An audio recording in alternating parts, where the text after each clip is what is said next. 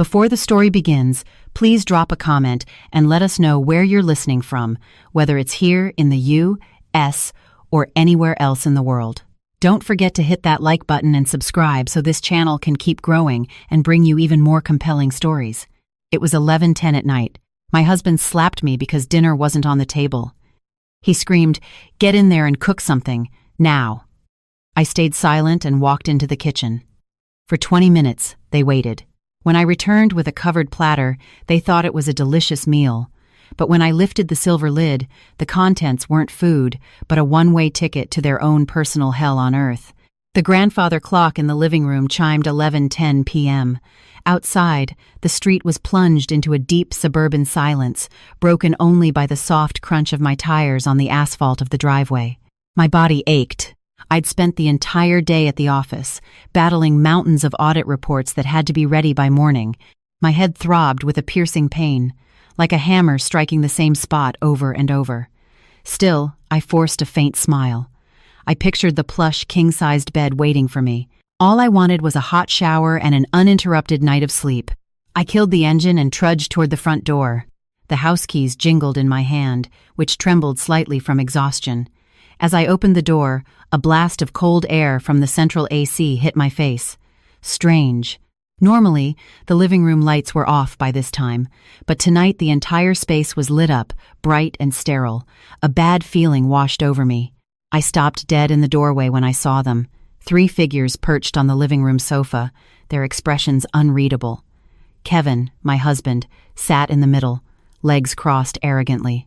To his right was Sharon, my mother-in-law, her sharp, accusatory eyes fixed on me. And to his left, Tiffany, my sister-in-law, was scrolling on her phone, occasionally flicking a cynical smirk in my direction. Before I could even say hello, Kevin shot up and stalked toward me. His face was red with anger, his jaw clenched tight. I could see the veins bulging in his neck, a sure sign he was about to explode. "Honey, I just got in, I didn't finish the sentence." A sharp, stinging slap landed on my left cheek. The sound was so crisp, it shattered the nightly silence of the house. A searing heat instantly spread across my face. My head snapped to the side from the force of the blow. I was frozen. The bone-deep weariness I'd felt moments ago vanished, replaced by overwhelming shock. My right hand trembled as I touched my cheek, which was already starting to feel numb. I looked at Kevin, searching his eyes for a flicker of remorse, but there was nothing, only the glint of explosive fury. "Have you seen the time, you useless bitch?" Kevin screamed, his face inches from mine. His spit sprayed my blouse. "Who do you think you are, waltzing in at this hour, out partying while your husband is at home?" I fought back the tears that threatened to spill. "Kevin, I was working overtime. You know it's the end of the quarter. I have a ton of work. Besides, I texted you this afternoon," I replied, my voice shaky but striving for calm. I wouldn't look weak in front of them. "Excuses," Sharon cut in, her voice shrill. She stood up from the sofa, pointing a finger at my face. "What kind of wife are you? We've been sitting here for an hour, starving. There's nothing on the table. The pots are empty. The fridge is just filtered water. Do you want your husband and me to starve to death?" Tiffany chimed in without looking up from her phone, as if I were less important than her social media feed. "A little self-awareness, maybe?" "Emily, Kevin is tired from being home all day. The least a wife can do when she gets home from work is bring food or cook, not come back empty-handed. God, so useless." I looked at them, one by one. Kevin, unemployed for the last 6 months after being fired for misappropriating company funds, though he always told the neighbors he was launching his own startup. Sharon, who asked me for thousands of dollars every month for her expenses and lunches at the country club, but was incapable of clearing a single dirty plate in this house. And Tiffany, a 25-year-old whose only job was to sleep, eat, and go on online shopping sprees with the supplementary credit card linked to my account. All of them lived off my hard work. All of them breathed under the roof of a house whose mortgage I paid every single month. And now they were screaming at me because I was late to make them dinner. "Get in the kitchen now!" Kevin roared again, this time shoving me hard by the shoulder. I stumbled back, crashing into the shoe rack by the door. "And don't come out until there's decent food on that table. And you better hope it's good, or I'll smash the plate in your face." I took a deep breath, trying to smother the rage that was beginning to burn in my chest. I wanted to scream, to vomit all the frustration I had bottled up for so long. I wanted to throw them out of my house that very instant, but no, rage would only ruin my plan. I needed to be calm to serve them their just desserts in the most painful way possible, an elegant revenge they would never, ever forget. I straightened my clothes and stood tall. I looked Kevin directly in the eye. There was no fear or sadness in my gaze anymore, only an empty coldness. "All right," I said, my voice low but firm. "I'm going to prepare a special dish for you, the one you deserve most tonight." Without waiting for a response, I walked past Kevin, ignoring Sharon's contemptuous glare and Tiffany's mocking laugh. I walked straight to the kitchen, the room where I usually spent hours serving them like their personal maid. But tonight would be different. Tonight, no aroma of a delicious meal would waft from this kitchen. Tonight, this kitchen would become the place where I prepared their ruin. Once inside, I shut the door firmly. I leaned my back against it and closed my eyes for a moment, gathering my strength. The sting on my cheek was still there, but the pain in my heart was far more unbearable. During our 5 years of marriage, I had always tried to be a devoted wife. I turned a blind eye to Kevin's laziness. I endured Sharon's criticisms and gave in to Tiffany's whims. I thought that with patience, they would change. How wrong I was. My patience had only fed the monsters within them. They grew greedier, crueler, and more shameless. I opened my eyes. The tears I'd held back were dry. They weren't worth crying over.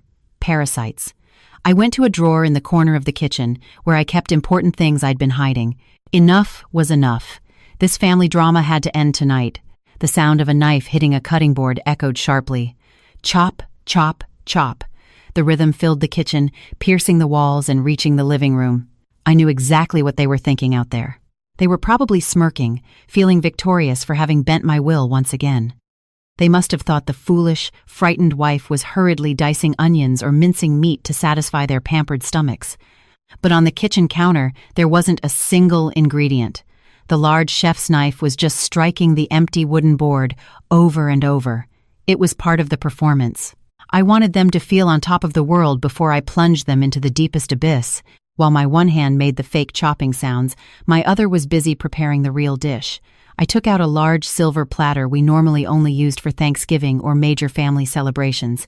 The platter gleamed under the kitchen lights. I placed nothing on it, no roasted chicken, no mashed potatoes. There was no pot roast, no savory soup, no sautéed vegetables they usually demanded. Instead, I pulled a thick file folder from a hidden compartment under the sink, a folder I had been preparing for 3 months, waiting for the right moment. I opened it and took out 3 key documents. First, the deed to this house. The house had been purchased with my savings. However, Kevin had insisted his name be on the deed as well, so he could feel valued as the head of the household. But last month, after I paid off the final mortgage payment with my annual bonus, I secretly had the title transferred solely into my name. The process was complex and costly, but thankfully, I had a trusted real estate lawyer who worked quickly and discreetly, without Kevin ever finding out.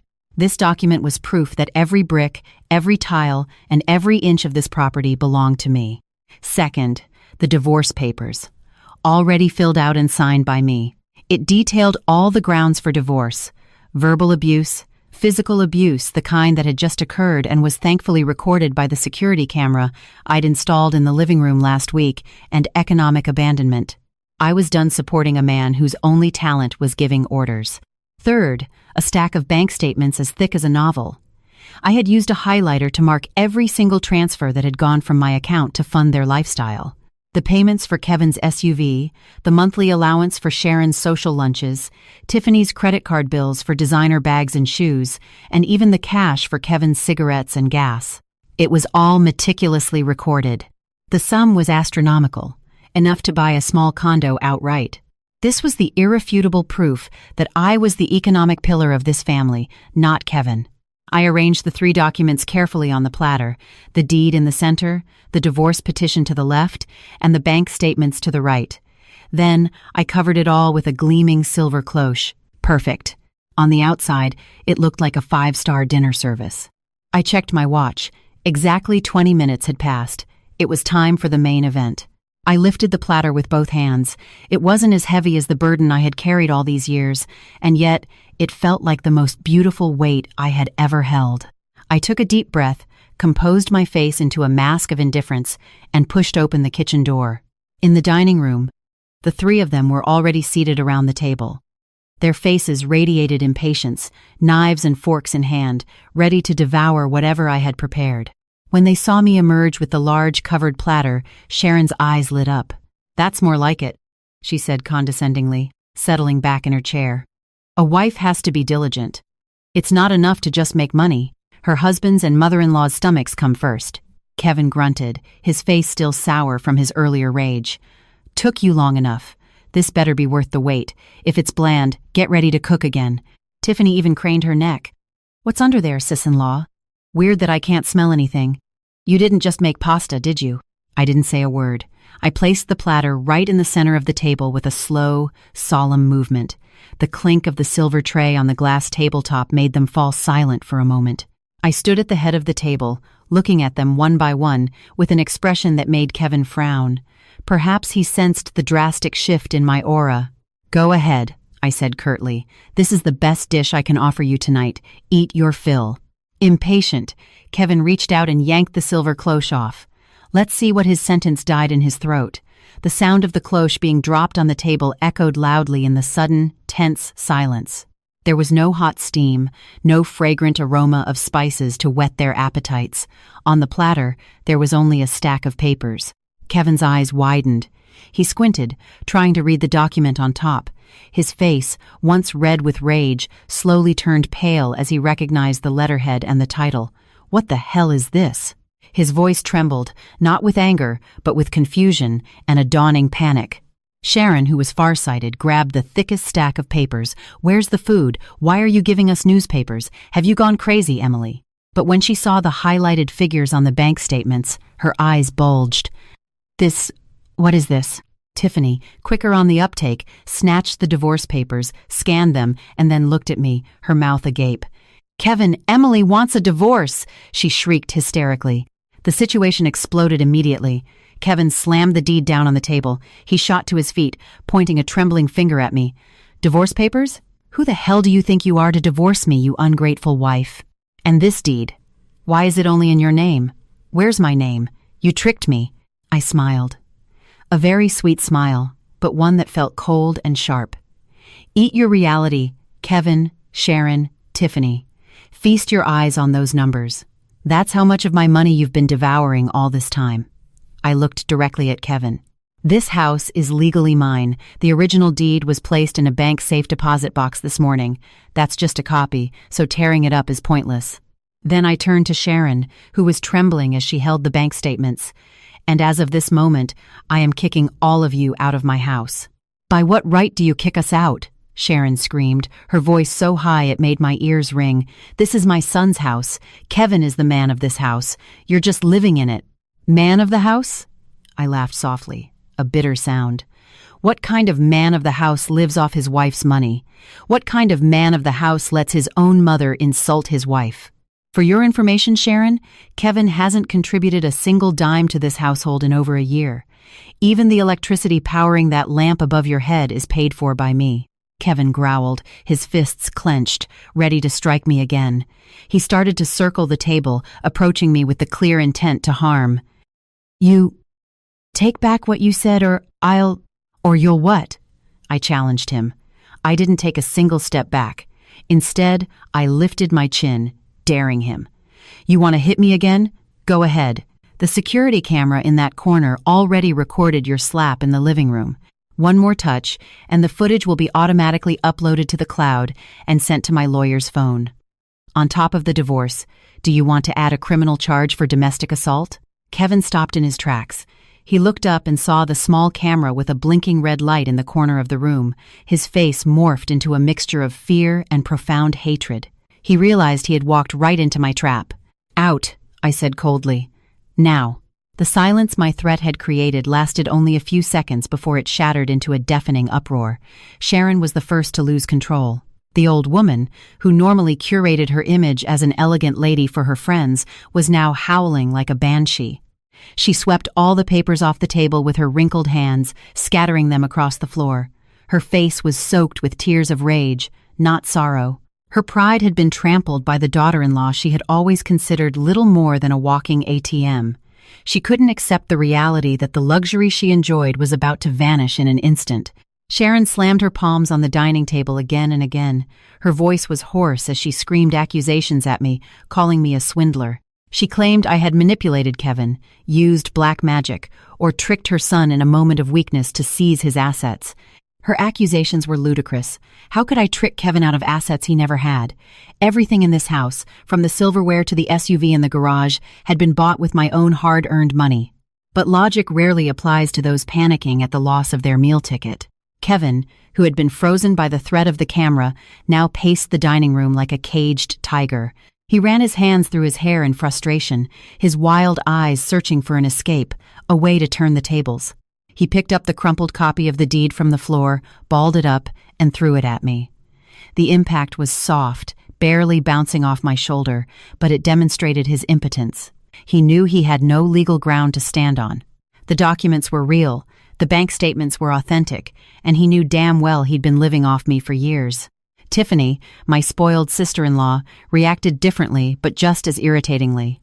She didn't scream or rage. Instead, she burst into hysterical sobs, clutching the designer handbag she had bought last week with my credit card, of course. She begged her brother to do something. She was terrified of being homeless, of no longer being able to show off on social media, of her friends finding out she wasn't actually rich.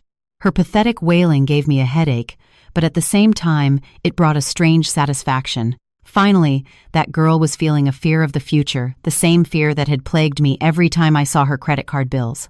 I let them vent for a few minutes. I remained motionless at the end of the table, arms crossed, enjoying the spectacle of a family of parasites destroying itself. When I decided it was enough, I walked to a corner of the room where I had hidden something behind the long drapes. I pulled out 3 large black trash bags, the heavy-duty kind, stuffed to the brim. I dragged them to the center of the room. The sound of plastic scraping against the tile floor made them turn. With all my strength, I threw the bags at them, one by one. Thump, thump, thump. The 3 enormous bags landed at their feet. Kevin flinched in surprise. Sharon stopped howling, and Tiffany paused her crying. They stared at the trash bags in confusion. A faint smell of mothballs and dust emanated from them. "That's your stuff," I said, my tone flat and emotionless. "I packed it this afternoon while you were out shopping. Clothes, pants, shoes, and any personal items I deemed important are in there.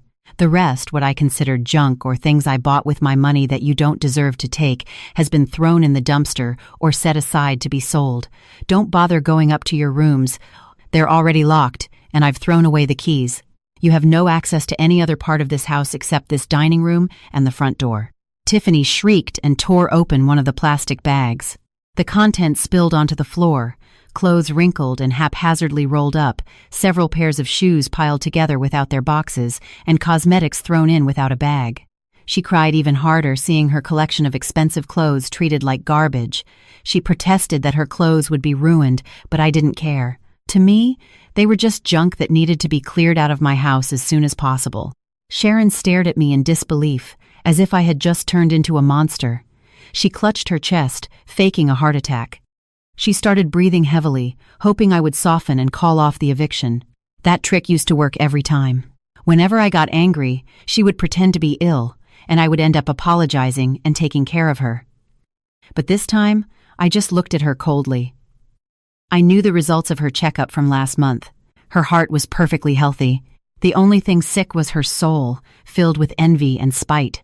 Kevin tried to approach me again, this time with a pleading, fake tone. He lowered his voice and tried to touch my hand, but I snatched it away. He started talking about our good memories, the vows we made, what the neighbors would say if we got divorced. He was trying to manipulate my feelings using his old weapons, pity and fear of gossip. But he forgot that a woman's heart, wounded repeatedly, eventually freezes over and becomes as hard as a rock. There were no more cracks for Kevin to slip through. I glanced at my watch. 5 minutes had passed since my ultimatum. I pulled my phone from my pocket, tapped the screen a few times, and showed them the screen displaying the emergency call button for the community's security gate. I looked at Kevin, giving him one final, non-negotiable warning. My patience was gone, and I wouldn't waste another minute on this cheap drama. "Now, pick up those trash bags and drag them out of my house," I ordered firmly. "If you are still here in 10 seconds, I'm pressing this button. The security guards will come and forcibly remove you." Imagine the shame of being dragged out like burglars in front of all the neighbors. The choice is yours. Walk out on your own 2 feet with what little dignity you have left? Or be forced out with a free show for the entire neighborhood? 1, 2, 3. Kevin was paralyzed. His face was as white as a sheet. He looked at me, searching for any doubt in my eyes, but found none. He saw deadly seriousness. With trembling hands, he grabbed one of the large plastic bags. He yelled at Tiffany to stop crying and help him carry the stuff. He also pulled his mother's arm, who was still faking an asthma attack, to get her to stand up. They finally realized I wasn't bluffing. The queen of the house had awakened, and her orders were absolute. The heavy oak front door swung open, revealing the dense darkness of the night.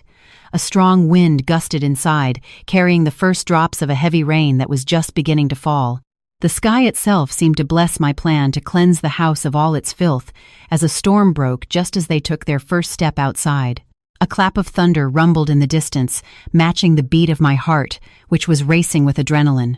I stood in the doorway, ensuring they left with their trash bags full of their meager belongings. Kevin went first, hauling a large black plastic bag over his shoulder. He looked pathetic, a far cry from the arrogant husband who had slapped me earlier.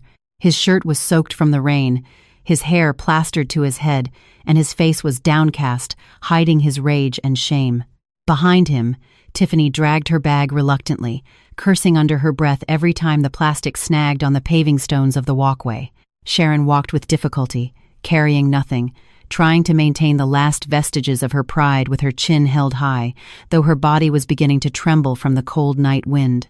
The moment Sharon's last foot crossed the threshold, I slammed the door shut. Boom! The sound became the final punctuation mark on a dark chapter of my life. I threw the deadbolt and put on the security chain. Loud banging started from outside.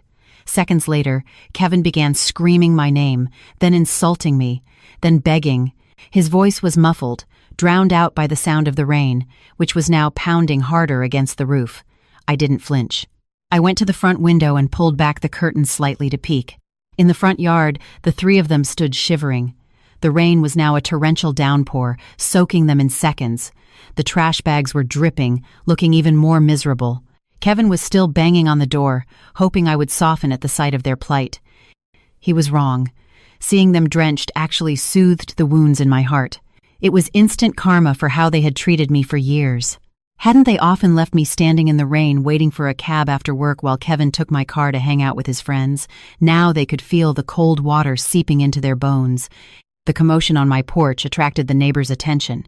Lights in the houses on either side began to flick on. Some opened their windows or stepped onto their balconies to see what was happening. Kevin, realizing he had an audience, instantly changed tactics. He stopped shouting insults and started yelling in a pitiful tone, trying to play the victim. He shouted to the neighbors that I was a heartless wife who had thrown her husband and sick mother-in-law out in the middle of the night. He was acting like the aggrieved party, hoping public sympathy would force me to open the door. "Help! Please help us! My wife has gone crazy! My mother has a heart condition! Please, don't let us die out here!" Kevin yelled, pointing at my front door. Sharon, whose dramatic instincts were sharp, collapsed onto the wet porch, pretending to faint.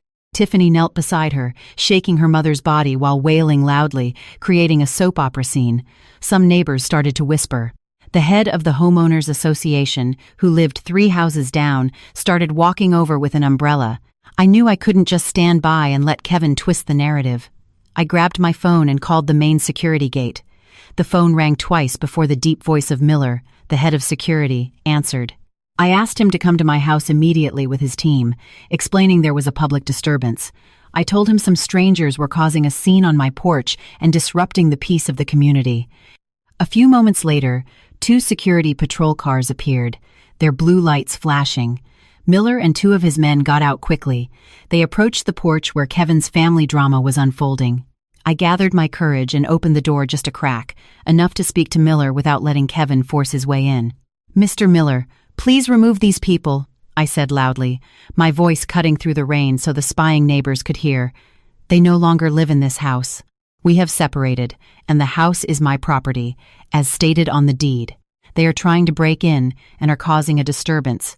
Please escort them out of the community." Kevin's jaw dropped. He tried to defend himself to Miller. "Sir, this is my house. My wife is just upset. Please, don't listen to her." But Miller was a professional who had worked here a long time. He knew perfectly well who paid the hefty HOA and security fees on time every month. Me, not Kevin. He had also seen Kevin come home drunk many times or host loud parties that the neighbors complained about. Miller's sympathy was clearly not with Kevin. "I'm sorry, Mr. Evans. Mrs. Evans is the legal owner of this property, and she has asked you to leave. Please don't cause any more trouble at this hour," Miller said firmly, taking Kevin by the arm. "We will escort you to the exit." Kevin tried to resist, but the two burly guards were much stronger. Sharon, who had been pretending to be unconscious, suddenly recovered and scrambled to her feet, afraid of being forcibly lifted. They were escorted off my property like detainees. Kevin's face was red with shame, being the center of attention for the neighbors who now looked at him with contempt. His victim act had failed spectacularly. When they reached the gate, Kevin suddenly remembered something. He stopped and turned, shouting at me as I still stood in the doorway. "The car keys! Where are the car keys?" "My wallet and the keys are still inside. Throw them to me. At least let us drive away." I smiled wryly and slowly shook my head. I took a step forward so he could see my face clearly under the porch light. "The car? What car, Kevin?" "The black SUV?" I asked in a falsely innocent tone.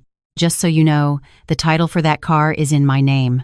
I finished paying it off last month with my bonus. So, it's my car. And I've hidden the keys where you'll never find them. You have no right to that vehicle whatsoever." But I need a car. Where are we supposed to go in this rain?" Kevin yelled in frustration, his voice breaking in the downpour. "That's no longer my problem," I replied coldly. "You can walk. A little exercise wouldn't hurt. Or call a cab. Oh, wait. I forgot your wallet is inside. And all the credit cards in that wallet are supplementary to my account, which I canceled from my banking app 5 minutes ago. So that wallet is useless to you." Kevin stood there in stunned silence, his face ashen. He had just realized the full extent of his ruin. No house, no car, not a single penny to his name. Miller gestured for his men to keep moving. "Come on, sir, let's go. Don't bother Mrs. Evans anymore," the guard warned. Kevin, Sharon, and Tiffany finally gave up, dragged away from the luxurious home where they had lived like parasites. They trudged through the torrential rain, hauling the black trash bags that were now their only possessions. I closed the door again and locked it.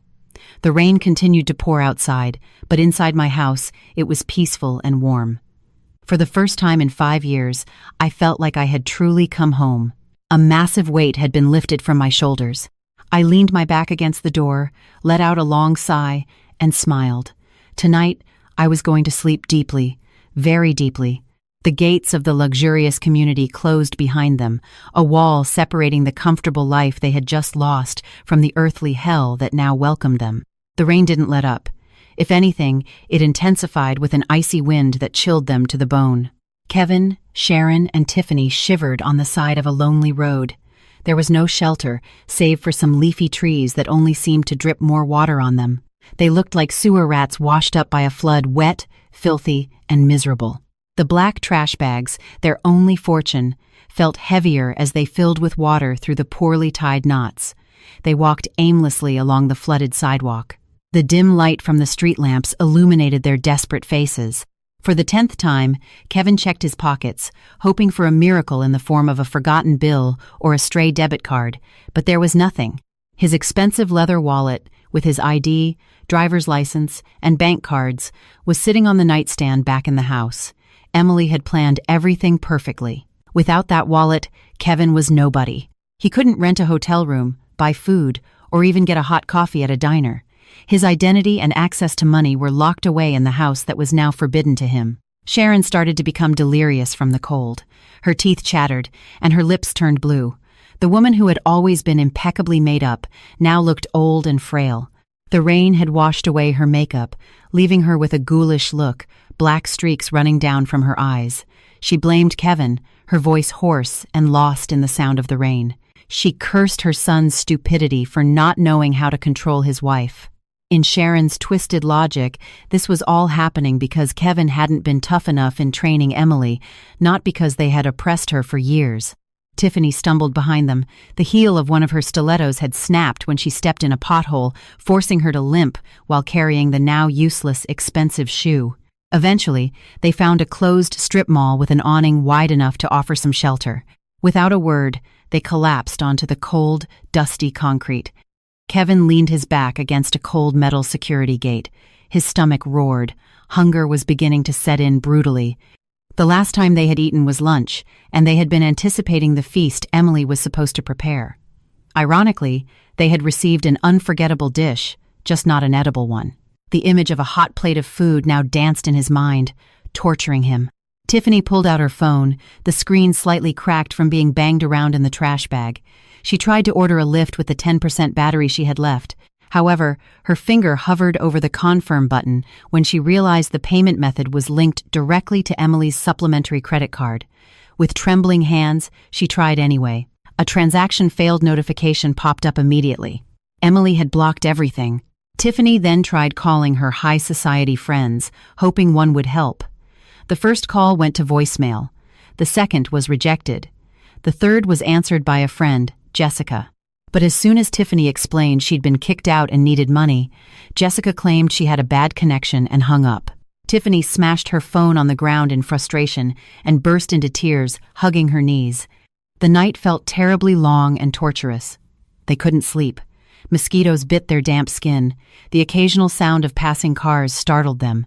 Every time a luxury car drove by, Kevin's heart ached, reminding him of his black SUV, now parked comfortably in Emily's garage. In the early morning silence, Sharon complained of a sharp stomach pain from the cold and hunger. There was no medicine, no blankets, no hot water. Kevin could only look at his mother with empty eyes. A flicker of guilt started to surface, but his massive ego quickly snuffed it out, replacing it with renewed hatred for Emily. He swore he would get revenge as soon as the sun came up. Dawn finally broke. The sunlight was blinding but offered no warmth to their hearts. Their bodies were stiff and sore. A damp, musty smell rose from their clothes, which had dried on them overnight. Passers-by looked at them with disgust, assuming they were the area's newest homeless people. An employee arriving to open a store shooed them away, throwing a bucket of dirty water at their feet to make them leave. With their dignity in tatters, they dragged their belongings to a bench in a nearby public park. As they sat there, enduring an ever-growing hunger, Tiffany, out of boredom, opened her social media with the last dregs of her mobile data. Her eyes widened at Emily's latest Instagram story, posted just 15 minutes ago. Tiffany showed the screen to Kevin and Sharon. It was a photo of a bowl of artisanal granola with fresh berries and a steaming latte with perfect foam art, set against the backdrop of a clean, modern apartment. In the corner of the photo, a small caption, "The best breakfast is a parasite-free breakfast. Number grateful, number blessed." Seeing the photo, Kevin's stomach churned violently, not just from hunger, but from the envy and rage that erupted in his chest. Emily was enjoying her life while they were suffering on the street like garbage. The reality of life without his wife's wallet was terrifying. The world was no longer kind, and they were just worthless specks of dust. Kevin decided he couldn't give up. He still had a job. Yes, he was still a marketing manager at an office supply distributor. Though his position wasn't very senior and his salary was mediocre, he often blew it on small online bets he hid from Emily. He figured if he could get to the office, he could ask for a paycheck advance or a loan from a coworker to rent a temporary room for his mother and sister. He had to salvage what was left of his dignity as a man. He left Sharon and Tiffany at the park, promising to return with money and food by lunchtime. With sheer determination, he walked the 2 miles to his office. He stopped at a public restroom to wash his face and fix his hair. Although he couldn't get the musty smell out of his wrinkled shirt, he wiped his muddy shoes as best he could with a damp paper towel. He looked far from a manager, but he had no other choice. Upon arriving at the office lobby, the receptionist eyed him with a frown. Normally, Kevin arrived in an impeccable suit, smelling of expensive cologne, with a polished air thanks to Emily's care. Today, he looked like he had survived a natural disaster. Kevin ignored her strange look and headed straight for the elevator. Inside, 2 employees from another department subtly covered their noses and whispered while glancing at him. Kevin pretended not to notice, staring ahead with a tense face. His heart pounded, terrified his sudden poverty would be exposed. As soon as he reached his desk, before he could even sit down, an HR employee was already there, her face serious. "Mr. Evans, the director and the head of HR are waiting for you in the conference room. Now," she said without a smile. Kevin had a bad feeling. A sudden summons like this was never a good sign. With weary steps, he followed her to the conference room at the end of the hall. Inside, the CEO and the HR director were seated, a pile of documents on the table. Their faces were cold, devoid of any kindness. Kevin sat in the indicated chair, trying to smile though his lips were trembling. "What's going on, gentlemen? Strange to be called in so early," he asked, trying to sound casual. The director slid a blue folder across the table. "Let's not beat around the bush, Kevin. We've been conducting an internal audit for the past week, and we've found numerous irregularities in the expense reports from the marketing team you manage." Kevin's heart stopped. He opened the folder with sweaty hands. Inside was evidence of embezzled operational funds, forged gas receipts, and even inflated invoices from client dinners that never happened. For a long time, Kevin had been skimming small amounts from the company to fund his lifestyle or pay off gambling debts.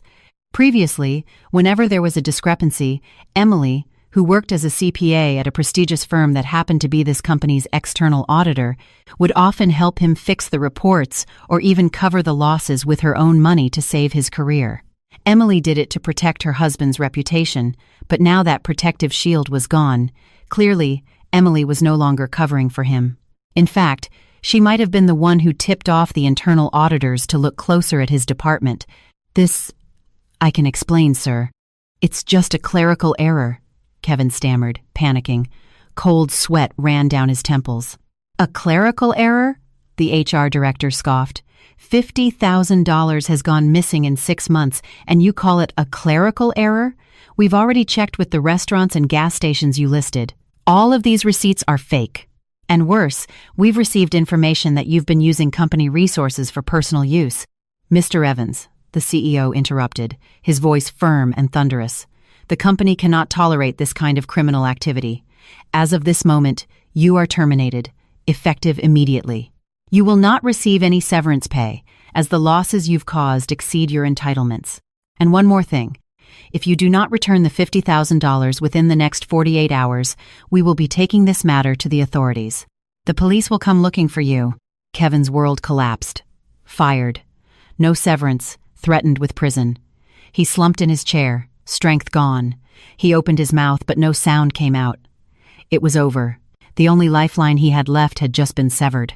He tried to beg, even getting on his knees at his director's feet, crying and shouting, forgetting all his dignity. But the decision was final. 2 security guards were called to escort him out of the building. The scene from the previous night was repeating itself, this time at his workplace. Kevin was walked past the desks of his colleagues, who stared at him with a mix of shock and contempt. Whispers followed him. The news of his corruption spread like wildfire. He was forced to pack his personal belongings into an empty cardboard box. There wasn't much of value on his desk, just a framed photo of himself looking successful. As Kevin exited the office building lobby, box in hand, he saw something that squeezed his chest until he couldn't breathe. A sleek, silver luxury sedan pulled up to the VIP entrance of the much more prestigious business tower next door. The car door opened, and a woman he knew very well stepped out. It was Emily. But this was a different Emily. She wore a chic, modern pantsuit. Her hair was styled perfectly, and she wore sunglasses that gave her an air of sophistication. She walked with confidence, flanked by 2 assistants carrying her briefcase. Emily was heading to a meeting with an important client. Her career was soaring. Kevin wanted to scream her name, to run after her, but his feet felt nailed to the floor. He saw his own reflection in the building's glass, disheveled, dirty, smelly, holding a cardboard box.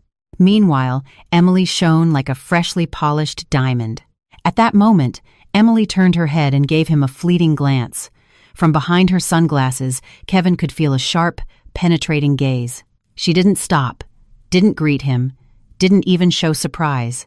She simply looked away and continued into the skyscraper, leaving Kevin paralyzed on the sidewalk, a complete and utter loser. The ruin of his career was the perfect complement to his suffering, while the woman he had scorned was now flying high, untouchable. Kevin walked back to the park with heavy steps, as if dragging 100-pound shackles. The midday sun beat down on him.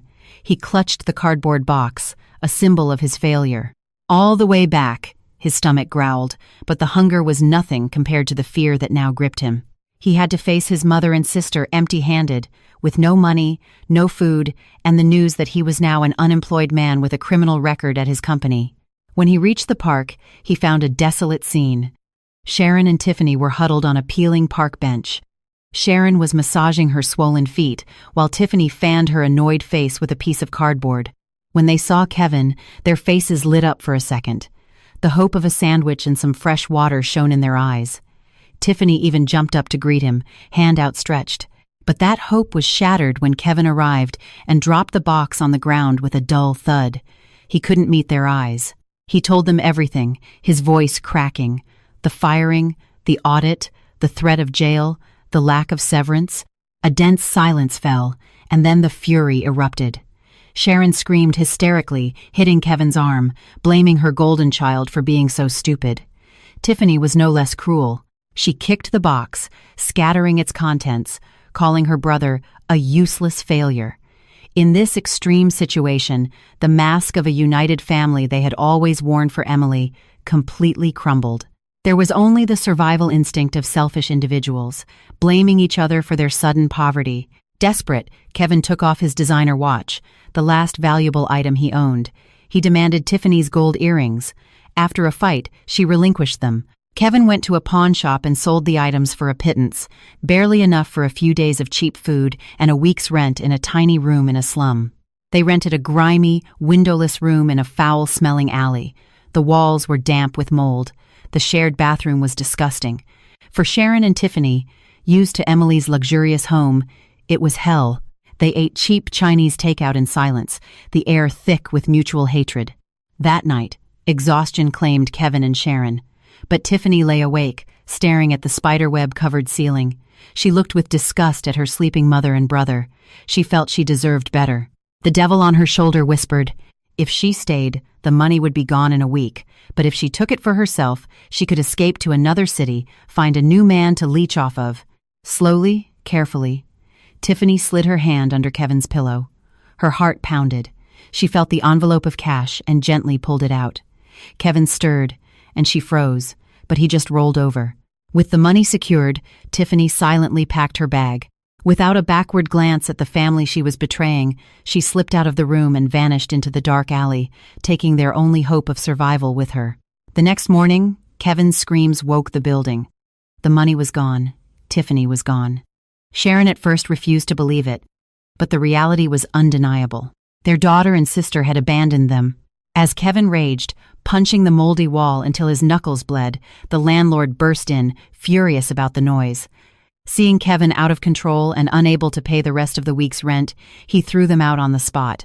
Now they had absolutely nothing. Zero. The shock of her daughter's betrayal shattered Sharon's health. She was pale and weak. Kevin had to support her as they wandered the hot streets. In a final, desperate act, he led his mother on the long walk back to Emily's neighborhood.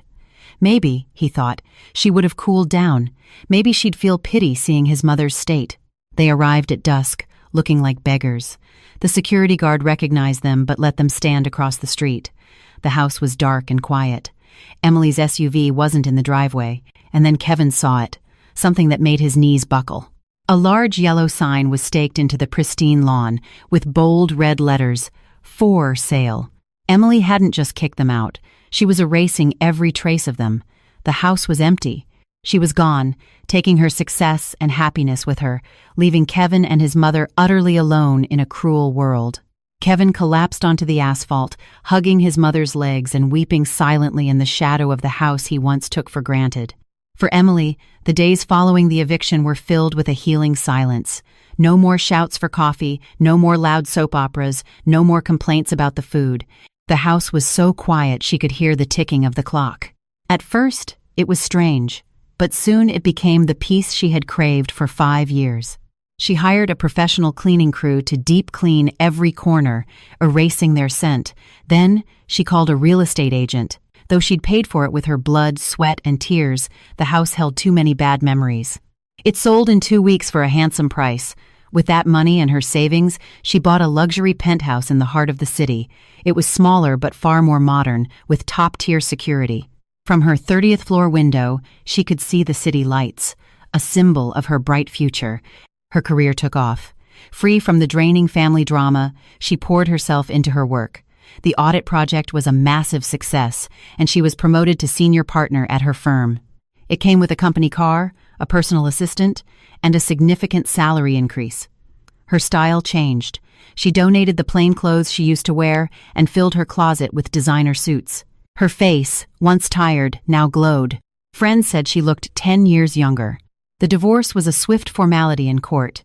Kevin never showed up, so the judge granted it in his absence. When the gavel fell, Emily didn't cry. She smiled, relieved. As she left the courthouse, she received a text from an unknown number. "Emily, it's Kevin. I'm using a stranger's phone. Please help me. My mother is very sick. We're sleeping on the street. Tiffany ran off with our money. I feel like I'm going to die. I swear I'll change. Let us come back. Is there any love left in your heart for me?" Emily read the message without emotion. She felt no pity, no urge to help, only disgust. She remembered Kevin leaving her with a high fever to go fishing. She remembered Sharon throwing away a meal she'd cooked because it was a little bland. She remembered the last slap. Love? That love had been murdered by them over and over again. Without replying, Emily blocked the number and deleted the message. She walked to her window and looked out at the glittering city. Somewhere in a dark corner, Kevin was crying over his fate, but that was no longer her problem. He had chosen to be a lazy abuser when he had everything. Now he had to live with the consequences of being a loser with nothing. Emily breathed in the fresh air of freedom. She was whole, she was strong, and she was happy on her own. 1 year later, a lavish event hall downtown was splendidly decorated. It was the launch party for Emily's 5th boutique and the inauguration of the charitable foundation she'd created to help women who were victims of domestic violence. A radiant Emily cut the inaugural ribbon, wearing an elegant dress she had designed herself. She was no longer an oppressed woman but a symbol of resilience and success. After the ceremony, a charity drive began. The distribution of 1,000 hot meals and financial aid packets to people in need. Emily insisted on handing them out personally. A long line of people waited patiently. Emily gave each person a package and an envelope with a kind smile until it was the turn of a skeletal man pushing an old wheelchair. The man was in filthy, torn clothes. A pungent odor emanated from him. In the wheelchair sat an old woman in an even more pitiful state, her eyes vacant. Emily offered him the meal and the envelope. "Here you are, sir. I hope this is a blessing to you and your mother." The man didn't take it immediately. His trembling hand froze. He looked down at Emily's designer heels, then slowly raised his face. His sunken eyes met hers. Time seemed to stop. Emily?" His voice was barely a whisper. Emily studied him. Despite the grime and suffering, she recognized him. It was Kevin, and the old woman was Sharon. Her ex-husband and ex-mother-in-law stood before her as beggars, waiting for her charity. Emily's heart beat steadily. She felt no anger, no resentment, not even pity, just a void, a total indifference. They were strangers. Kevin had expected a reaction, shouting, crying, anything.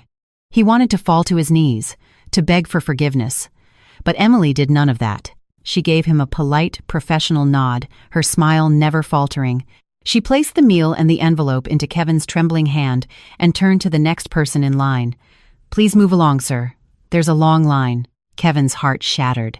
Her indifference was the most painful punishment of all, to be invisible, to be irrelevant. A security guard gently asked him to move. Stunned, Kevin pushed his mother's wheelchair away. They stopped on the curb across the street. He watched Emily get into a black luxury sedan, a chauffeur holding the door for her. The car pulled away, carrying her toward her brilliant life, without a single look back. Kevin opened the food container. Inside was roasted chicken, mashed potatoes, and green beans, the most luxurious meal he had seen in a year. He fed a spoonful to his mother, who grabbed at it greedily and then took a bite himself. It tasted delicious, but it was mixed with the salty taste of the tears streaming down his cheeks. He wept uncontrollably in the middle of the street, clutching the food box as if it were his only connection to the past. Regret had come far too late. He had thrown away a diamond for a handful of sharp stones, and now those stones had bled him dry. The door to forgiveness wasn't just locked, the owner had moved into a palace far more beautiful. The perfect revenge isn't rage, but becoming so happy, so successful, and so peaceful that the existence of those who harmed you becomes completely and utterly irrelevant. Their ruin was just a minor footnote in the epic novel of her success.